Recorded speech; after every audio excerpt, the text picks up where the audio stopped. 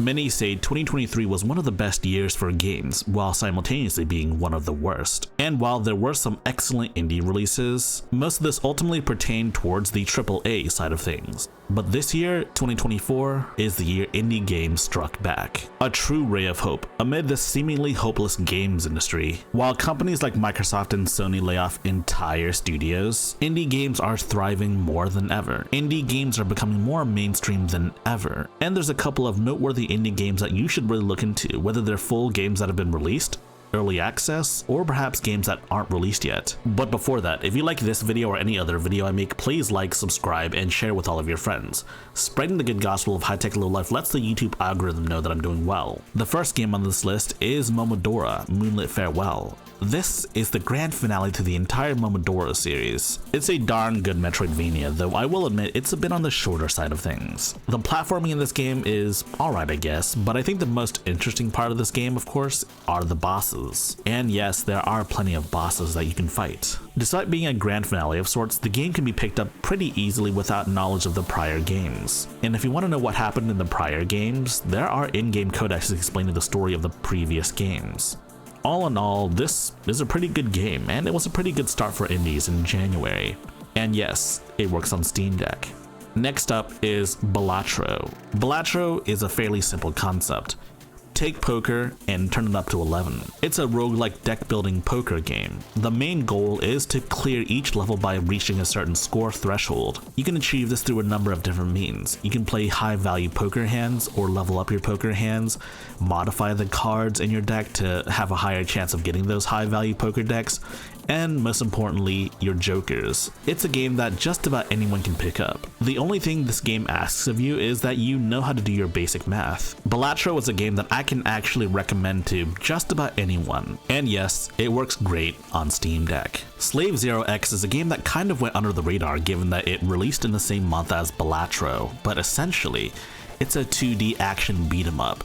It takes inspiration from something like Devil May Cry as well as Guilty Gear. It's a game that's firmly right up my alley, with deep combat and a grotesque art style that is just lovely to behold. The problem is that I can't really recommend this to anyone that hates difficult games, because the game does get quite difficult, especially in the latter half. And there aren't many routes to upgrading your character. The only way to really progress is to learn how to play the game. Master your moveset. And yes, I know most gamers don't like to play video games, they like to argue about them on the internet. But trust me, if you pick up this game and then it really clicks with you, it really clicks with you. And it really clicked with me. This game works great on Steam Deck, but there are some unusual frame hitching every now and then, which is kind of unusual for a game like this that's, you know, essentially 2D. Ender Magnolia, Bloom in the Mist is the sequel to Ender Lilies. The game is currently in early access, so it's not fully complete yet, but the game is slated to release sometime later this year, in full. If you've played Ender Lilies before, it's that, but more fleshed out. Rather than being feudalistic themed like the original game, this is more steampunk themed. I have played a bit of this early access demo, but honestly, at this point, I think I know I'm gonna like it, so I'm gonna wait till the full game releases and start from the very beginning, once again. The game does work great on Steam Deck, and I suspect the full game will run even better. I'm not gonna lie to you, I'm not sure if this game really counts as indie, but I know for a fact that it's not AAA. Reverse Collapse Codename Bakery is a tactical RPG. It's made by the same guys that made Girls Frontline. In fact, this is a remake of one of their earlier titles. It's a very solid SRPG, though your mileage may vary depending on how much you like stealth missions. The game works quite well and runs at a solid 60 FPS. Another Crab's Treasure is next, and this is an underwater Souls-like. It takes place in the ocean, and a very polluted ocean, I might add. The game is quite fun and it runs pretty well on Steam Deck. It doesn't run at a consistent 60 FPS in my experience, but it runs pretty okay, I guess. Despite being a Souls-like, the gameplay is somewhat unique among the many Souls-likes out there. The game works pretty well on Steam Deck. And yes, all of these games came out before May, but May of 2024 is where things hit critical mass.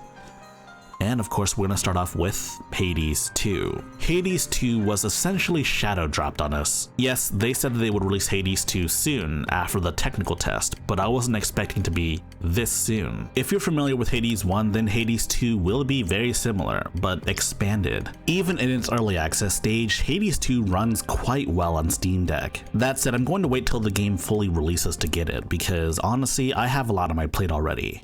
Rabbit and Steel is a game that I wasn't expecting to like nearly as much as I do. I've spent an obscene amount of time with this game, and quite honestly, it's an amazing game. Rabbit and Steel is a 2D roguelike MMO-like raiding experience, with an extremely healthy dose of bullet hell. The game can be played solo, and the bosses do accommodate for this, but the game is really meant to be played with a full party of 4. I think normal mode is manageable for most gamers, and hard mode is a lot harder, but lunar mode is where things go really crazy. Be wary. I love the music and I love the art style. Despite being MMO inspired, the gameplay is very manageable for the average player. You only have 4 skills, and so that makes skill rotations a lot easier. I say give this game a shot. With you and 3 other friends, this will be a good time, and yes, this works great on Steam Deck. I even helped the developer squash a bug on the Steam Deck, and they responded very quickly. Animal Well is looking like the next indie darling child. It's a puzzler Metroidvania published by Donkey's Company. Personally, I've yet to play it, but it seems like the type of game I really would enjoy. And as of the making of this video, it's actually overtaken Hades 2 in terms of sales, which is something I wasn't expecting. The game is reported to run well on Steam Deck, and I'll certainly pick it up at some point. Also released on May the 9th is Crow Country. This is a PS1 inspired horror game. I have yet to play the game, but I do have the game and I plan on playing it soon.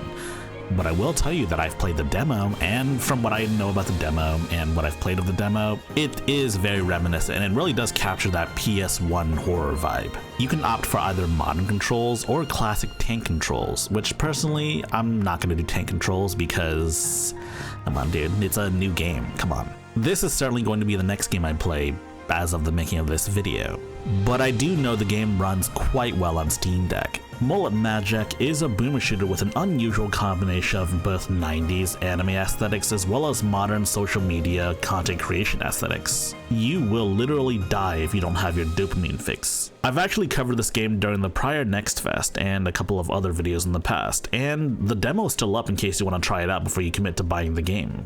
Admittedly, my plate's a little full, but hopefully once I clear out everything and play all the games I set out to play, this one will be next. And these are just some indies that I've played or covered, either in an early access state or in a full release. Whatever the case is, indie games are striking back harder than ever. Sure, not every indie game can sell as well as Hades 2 or Animal Well, but what's important is that the heart is there. When it comes to indie titles, creativity isn't hamstrung by a need to hit certain revenue targets. Creativity also isn't hamstrung by the need to appeal to shareholders. But one does have to realize that indie developers are taking the biggest gamble of all. Unless you're a fairly established indie developer, spending time and money to make a game that may not necessarily succeed is a huge gamble. And this is what makes indie development so compelling. They're putting everything on the line to make their vision come to life and to share their visions with everyone else. It's easy to look at all of these developers that got laid off and be like, oh, you should just make your own indie dev studio.